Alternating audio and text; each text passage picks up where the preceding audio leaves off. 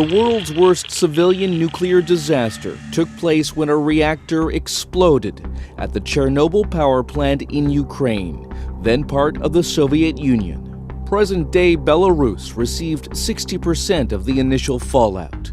The radioactive cloud spread further to cover most of Europe. The Chernobyl nuclear power plant was one of the Soviet Union's most advanced facilities. The first two reactors became operational in the late 1970s. The fourth reactor was the newest, going online in 1983. On April 26, 1986, technicians prepared to test the backup cooling system in reactor number 4, but the routine safety drill went horribly wrong.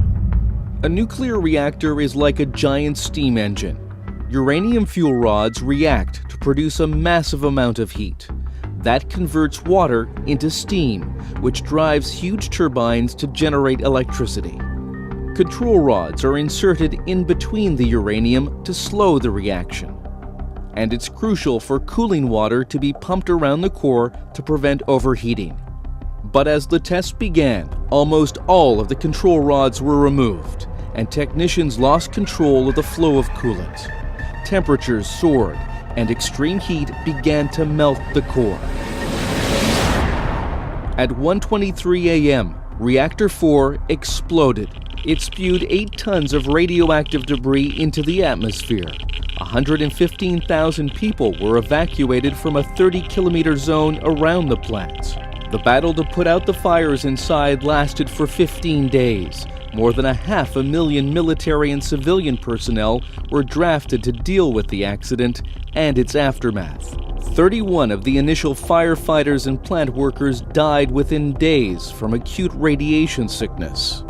The toxicity of the radioactive cloud was equivalent to 400 Hiroshima atomic bomb explosions. Crews hastily built a concrete sarcophagus to encase the entire reactor to prevent more radiation from spreading. Inside, there remained 200 tons of radioactive fuel.